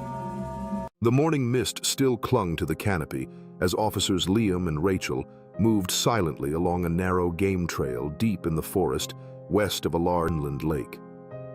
The scent of pine and damp earth filled the air, muffling the soft crunch of their boots and the steady, alert breathing of Bruno, their canine partner, a 5-year-old German shepherd trained for tracking and apprehension. They had been on the trail of a suspect wanted for aggravated assault, a man last seen fleeing into the backwoods before dawn. The terrain was rugged and isolated, with thick brush and uneven ground slowing their progress. Bruno had been leading confidently, nose low, tail alert, following scent particles invisible to the human eye. Liam, in his mid-30s and built solid from a decade of fieldwork, moved just behind, scanning the surroundings with his service weapon drawn but lowered. Rachel, leaner and more compact, followed in a crouch, her hand near her belt where bear spray and sidearm waited. She'd grown up nearby and knew how quickly the wilderness could turn. Neither of them expected the horror that would erupt in the next few seconds. Without warning, Bruno stopped dead, ears rigid, nostrils flaring. A heartbeat passed. Then he barked sharply, once, and all hell broke loose. From a thicket barely 10 feet away, a massive grizzly erupted through the brush like a freight train, jaws open and claws already swinging. It had likely been bedded down and startled awake by their approach. Its fur was a dusty brown, shoulders towering above Liam's head, and its roar filled the forest with a deafening growl of raw fury. Liam barely had time to fire a warning shot into the air, the sharp crack echoing through the trees. But the bear didn't flinch. It slammed into him full force, snapping branches and sending him flying into a tree trunk. His head struck hard, helmet cracking, body sliding to the ground with a thud, his weapon lost in the fall. Rachel reached for her bear spray, heart hammering, but the grizzly was already on her. One powerful swipe caught her left shoulder, shredding her vest, snapping straps, and sending her sprawling into the undergrowth. Torn fabric and shallow gashes lined her upper arm and side as she crashed through ferns and low saplings. The bear roared again and surged after her. That's when Bruno charged. The dog launched himself at the bear's rear leg, jaws locking around muscle and tendon above the ankle. The bear shrieked and twisted, trying to shake him off. Bruno held firm, biting deeper, his body swinging violently as the grizzly stomped and spun. Rachel, dazed and bleeding, pushed up onto one knee. Her head throbbed, vision swimming, but training took over. She raised her weapon with both hands, ignoring the pain in her side, and fired a single round into the bear's upper back. The gunshot cracked through the air. The bear bellowed again, its hind leg buckling as the bullet punched through flesh. It turned away from the dog and backed into the brush with a huffing growl, leaving clawed prints and a trail of blood. Branches snapped as it limped into the woods, panting, its eyes wild with pain and confusion. Rachel crawled to Bruno, who had collapsed onto his side, panting hard. Blood matted his flank. His breathing was shallow, one leg curled unnaturally beneath him. She pressed a hand to his side and felt the uneven rise of his chest, one rib clearly fractured. Liam groaned nearby, rolling onto his side with blood on his forehead and bark embedded in his gear. The entire attack had lasted less than 30 seconds. Their radios crackled. Voices from other units called in across the search perimeter. Rachel responded, voice steady but trembling, relaying their location and the events in clipped bursts. They wrapped Bruno in a makeshift sling made from a jacket and helped Liam to his feet. Together, they moved to a small clearing suitable for airlift. When backup arrived, bleeding had been controlled and both officers were conscious, though shaken and bruised. The grizzly had vanished into dense forest, leaving claw marks in bark and fresh blood smears on the ground. Wildlife officers followed the trail for more than a mile before it disappeared into a ravine. No further trace was found that day. The suspect they'd been tracking was located hours later, hiding in a makeshift tree stand barely 100 yards from the attack site. He had witnessed the entire encounter, frozen and silent. When officers retrieved him, his face was pale, and he seemed visibly shaken by what he'd seen. Liam was diagnosed with a concussion and fractured ribs. Rachel's wounds required dozens of stitches along her shoulder and ribs, but she recovered fully. Bruno had sustained serious injuries, a broken rib and torn muscle along his flank, but survived after surgery and several weeks of recovery. His actions had drawn the bear away long enough to save lives, and he was later honored with a department commendation.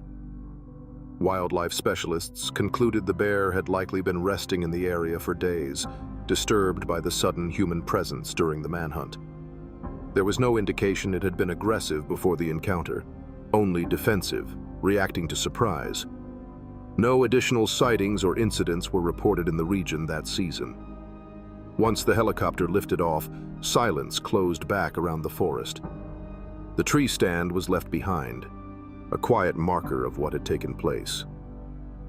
Weeks later, the officers returned to duty, scarred but undeterred, bearing the memory of a moment when the boundary between predator and protector disappeared in the wild. Landon Reese was 53, wiry and sun-worn, with over 2 decades of wilderness experience behind him. He'd spent most of his adult life guiding rafting tours, mapping unnamed creeks, and camping solo in the remote folds of British Columbia. That week, he'd been following an unmarked tributary of the Stickeen River, kayaking deep into grizzly country. It wasn't recklessness that brought him out here. It was comfort. Solitude was his element, the river his refuge. On the 3rd evening of his trip, Landon set camp on a gravel bank near a tight bend in the river. He stashed his food in a bear canister and put it far from camp, just like he always did. His bright orange kayak was pulled onto the shore and propped on a driftwood log. As the sun dropped behind the evergreens, he boiled water for dehydrated stew and checked over his gear. Everything seemed calm. He didn't see the bear until it moved toward his boat. The grizzly stepped silently from the trees. A big male, tall at the shoulder and heavy set, its coat dusted with river silt and pine needles. It didn't growl or stomp. It stared at the kayak with a focused hunger, then walked straight toward it. Landon stood quickly, heart racing, and began shouting. Sharp, confident, deliberate noise. Most bears would turn at that. This one didn't. Instead, it walked up to the kayak and began sniffing the seams. Landon watched in disbelief as the bear opened its jaws and bit straight through the outer shell of the vessel. The plastic gave way with a sharp crack. Then the grizzly clawed at the front hatch, tearing deeper, ripping through gear still holding traces of old food smells, long-forgotten trail mix maybe, or grease that had settled into the padding. The scent was enough. Landon grabbed his bear spray from the side pouch of his tent and began moving forward. He knew the risk, but he couldn't afford to lose the kayak. It was his only way out. He held the canister at the ready, stepped closer, and prepared to spray the bear directly in the face. But the bear turned before he fired. It moved faster than his reflexes. Instantly, it lunged from the smashed kayak and closed the distance. Its paw slammed into his chest, knocking the air from his lungs and sending him sprawling back toward the river. He hit the water's edge hard, shoulder twisting at an unnatural angle as he rolled. The bear followed, growling low, and bit down on his upper shoulder, its teeth driving through his jacket and deep into flesh. Landon screamed. His body thrashed. In a blind panic, he gripped the bear spray and triggered it underwater. The spray fanned out uselessly beneath the surface, absorbed into the current, but some of the mist curled into the air just enough to sting the bear's face. It reared back, coughing and shaking its head, foam and river water mixing in the spray. That hesitation saved him. Landon crawled up from the river, one arm limp at his side, soaked and shivering, blood streaming down his back. The bear lingered, pacing, then snorted and disappeared into the trees, leaving the wrecked kayak in pieces on the gravel. The pain in his arm told him it was dislocated. His shoulder throbbed with every heartbeat, muscles seizing. He sat there for minutes, dazed, dripping, his breath ragged in the twilight air. The nearest ranger station was more than 20 kilometers downstream. Without a kayak, he had nothing but the river. He knew he wouldn't survive the night if he stayed. Shaking, he gathered what remained of his gear. Dry bags floated at the edge of the shore. One had duct tape and a small patch kit inside. He worked with one functioning arm and his teeth, strapping the dry bags together and taping them to a broken section of the kayak frame.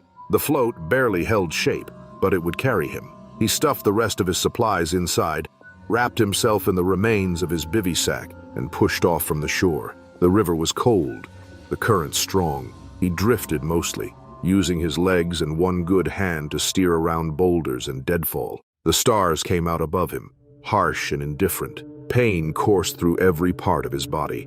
His shoulder burned with every shiver.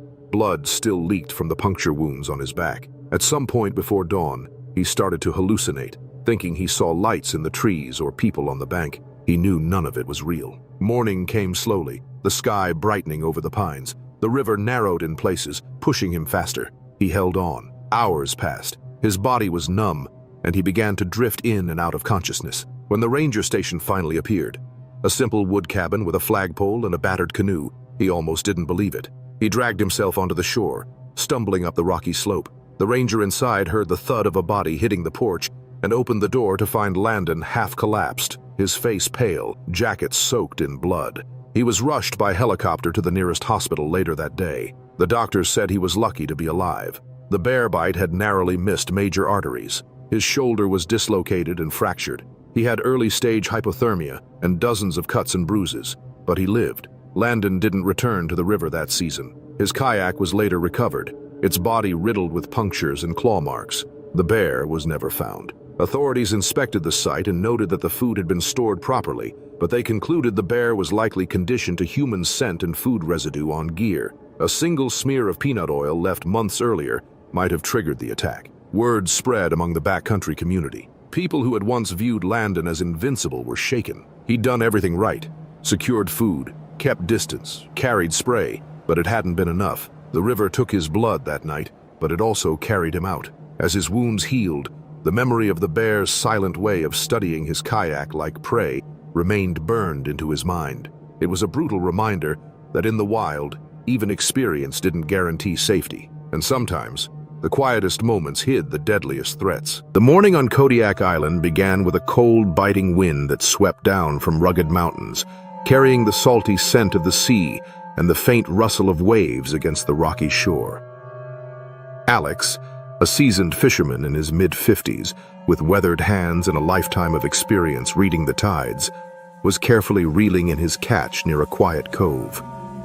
His breath formed small clouds in the crisp air as he worked methodically, the smooth pull of the fishing line under his fingers a familiar and comforting rhythm.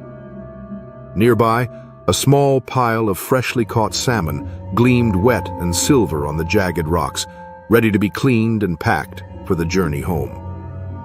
Alex remained focused, fully aware of the dangers posed by the wild terrain, but confident in his skills and deep knowledge of the land he had fished for decades. Without warning, from the edge of the tree line beyond the rocks, a massive brown bear emerged almost silently, its large form blending into the shadows of the dense forest. The bear's dark eyes locked onto the salmon with sharp intent, its muscles rippling beneath a thick coat of fur as it moved forward with surprising speed. Alex's heart raced as he spotted the creature's approach.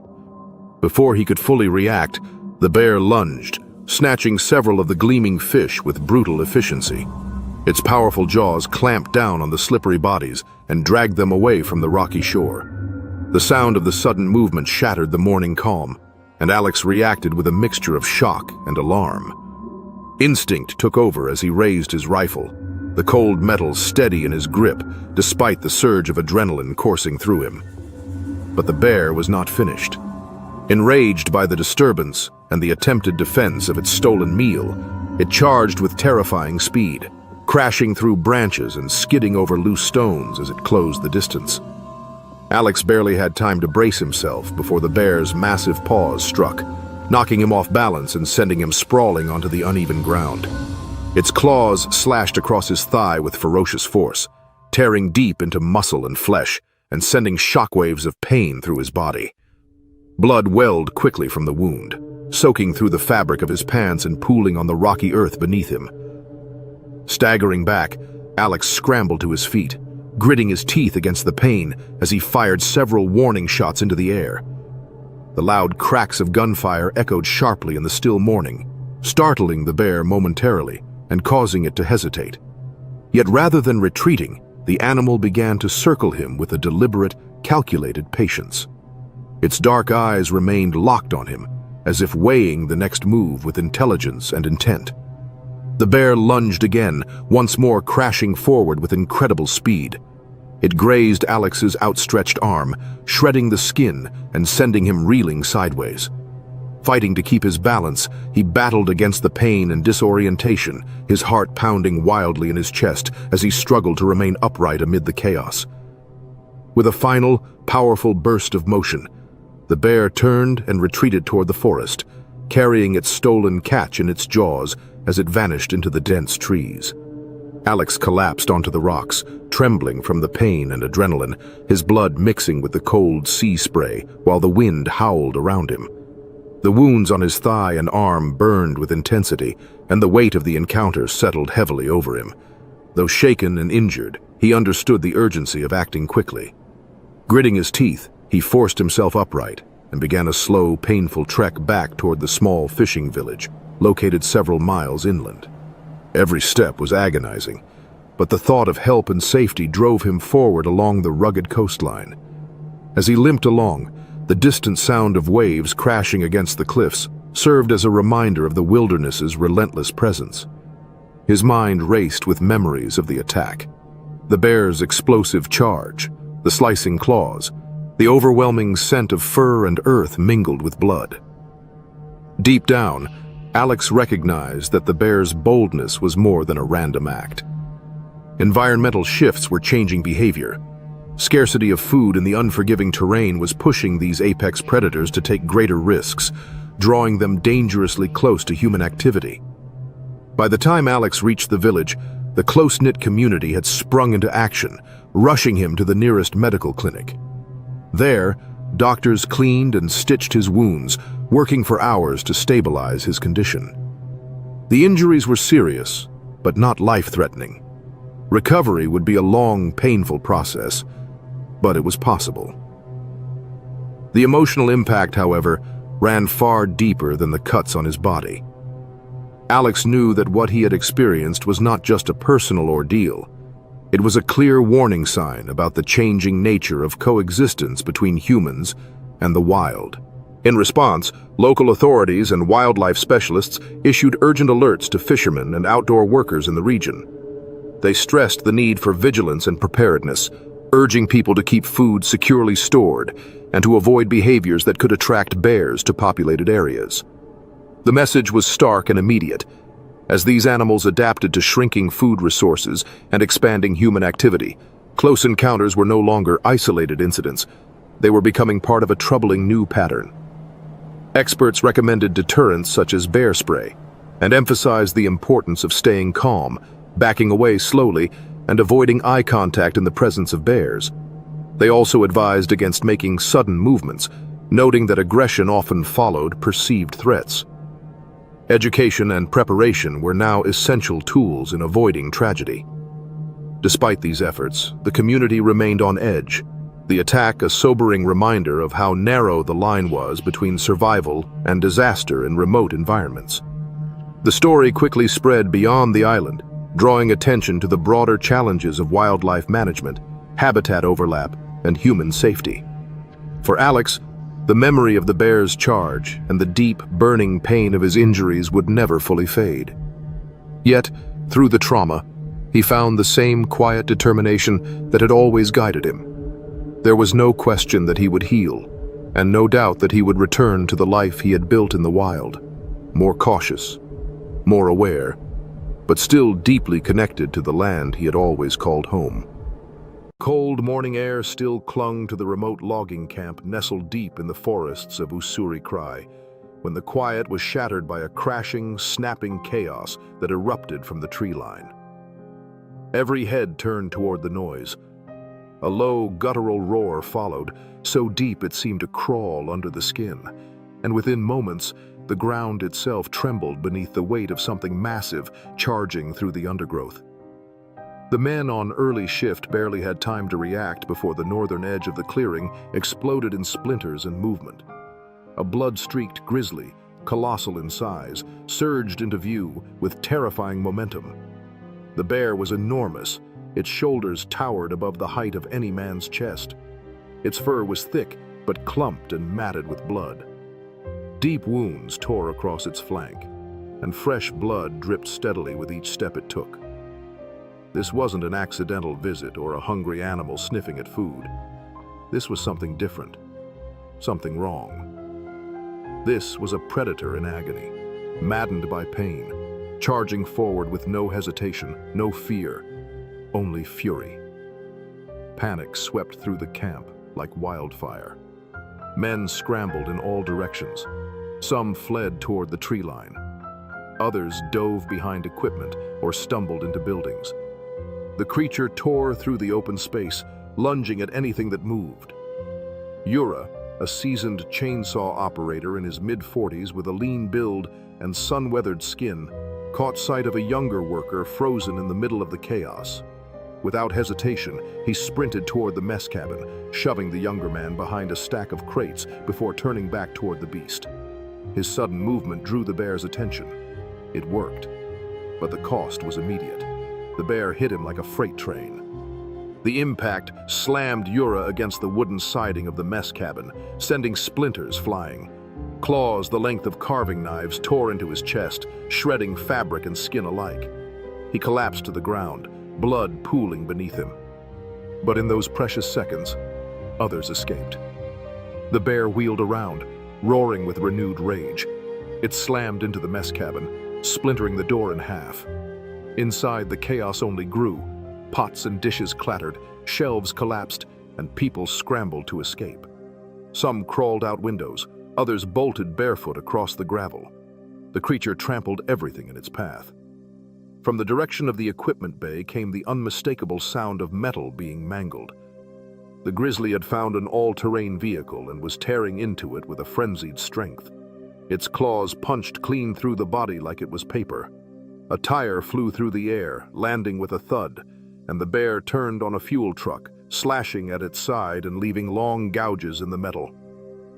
Overhead, a shower of sparks burst as power lines snapped loose, severing communications.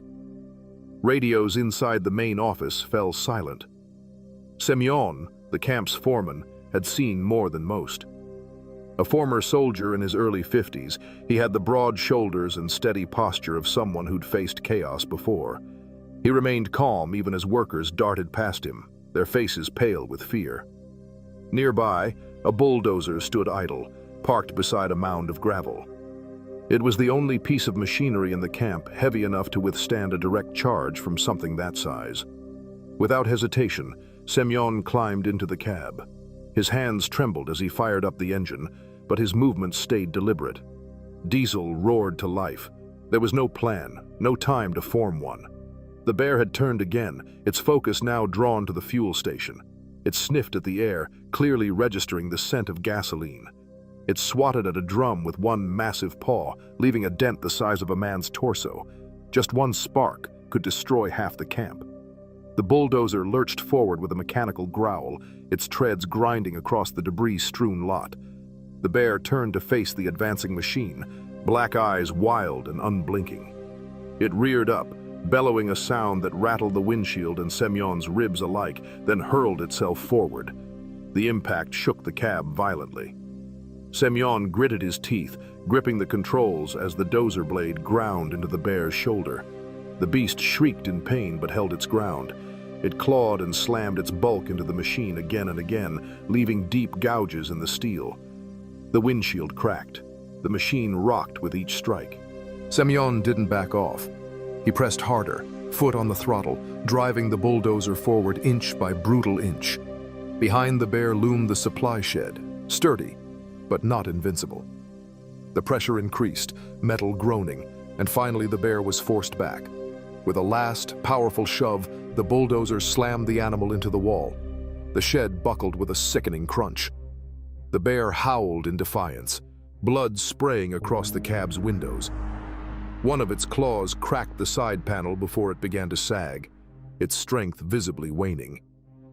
After a final, pitiful struggle, it wrenched itself free and stumbled away, dragging its battered frame toward the woods. Its side was caved in. The roar it let out was hoarse, more breath than sound. Silence returned, broken only by the hiss of leaking fuel and the distant rustle of disturbed trees. The camp was a wreck. The mess cabin half destroyed, the ATV reduced to twisted metal, and blood trailed across the gravel where the bear had limped away. 4 workers were injured seriously enough to be rushed to the nearest outpost. 3 suffered broken bones and deep cuts. Yura, however, was in critical condition. His chest had been raked open in 3 wide arcs, ribs exposed beneath layers of torn muscle. He never woke during the evacuation. His fists remained clenched, as if still shielding the worker he had saved. Over the next 2 days, armed crews tracked the bear. They followed the trail of blood and shattered underbrush through the dense wilderness. Less than a kilometer from camp, they found the grizzly collapsed beside a stream, half submerged in mud. Its breathing had long ceased. Internal injuries had been too severe. A necropsy later revealed pellets lodged in its limbs, evidence of illegal trapping. Near a ravine, authorities discovered signs of baiting, a known tactic used by poachers. It became clear the bear had been wounded days earlier, likely drawn in by bait and shot, then left to suffer until its agony turned it into something unstoppable. Operations paused for a week. The mess cabin was rebuilt, the ATV hauled off. But the bulldozer, blade scarred and splattered, was left untouched. A silent reminder. Yura pulled through after multiple surgeries, his chest marked with deep, permanent scars. The bear had not come for food. It had come in a storm of pain and fury. Its rampage reminded all who were present that in wild places untouched by fences or walls, when human cruelty brushes against nature's edge, the consequences can be immediate and unforgettable. Air hung thick with the damp scent of salmon and seaweed, the soft hum of late June twilight settling over the remote fishing lodge on Kodiak Island. Elena Morozova, 58, had spent the day in the lodge's kitchen, a sturdy wooden building perched near the shoreline, bustling with fishermen and guides unloading their catch. A seasoned camp cook with decades of experience, Elena was known for her quiet strength and steady hands. The kitchen was her domain. But that evening, one final task remained: dispose of the grease water from the day's cooking. The sun had dipped below the horizon, casting long shadows through the camp's narrow paths. Carrying a heavy bucket filled with foul-smelling water, Elena stepped outside toward the designated dumping area behind the kitchen. The air was cool, but moisture clung to her jacket. She moved quickly, aware of the risks. Kodiak bears roamed freely here, drawn by the potent smells of fish and cooking residue. Protocols were strict. No one was supposed to be alone after dark. But the bear had arrived before her. A mature male Kodiak bear, easily over 1,000 pounds, stood just inside the tree line, his massive form camouflaged in the darkening woods. He had followed the scent of food, slipping silently into the edge of camp. His broad head dipped low as he sniffed the air, muscles tight, eyes glinting with focus. He was patient. He was close. Elena rounded the corner near the dumpsters. Her boot struck a loose stone. It skittered across the gravel. The bear's head snapped up. Their eyes met. A beat of silence passed. Shock, recognition, fear, before instinct exploded into motion. The bear reared onto its hind legs and charged. The first strike came fast and violent, a swipe of enormous claws across Elena's right shoulder and neck. The blow knocked her backward, sending the bucket flying. Greasy water splashed onto the earth. Pain surged through her body. Blood spilled from deep lacerations. The bear's jaws snapped inches from her face, teeth bared, breath hot and wet. Its weight bore down like a landslide. Elena screamed, a high, piercing cry that shattered the evening stillness and jolted the camp into chaos. Inside the main lodge, two fishing guides, Yuri and Mikhail, reacted instantly. They grabbed bear spray and flare guns from a wall rack and bolted outside. The camp was small. Elena's screams echoed clearly across the clearing. As they approached the kitchen, the scene sharpened through the dim light. The bear was crouched low, still over Elena, focused and unmoving. Yuri fired a flare into the air. The sudden burst of light and sound startled the animal. Mikhail unleashed a stream of bear spray, the chemical cloud catching the bear full in the face. The bear reared back, coughing and shaking its massive head. Then, with a heavy grunt, it turned and lumbered away into the woods, leaving a trail of blood in its wake. Yuri and Mikhail rushed to Elena's side. She was conscious but fading, her breaths ragged, her body limp. Blood soaked her clothes, mixing with dirt and grease. Her right arm hung unnaturally. Each breath drew a sharp hiss of pain. The guides did what they could with what they had. Clean cloths, torn from their shirts, were pressed against her wounds. A radio call was made for medevac.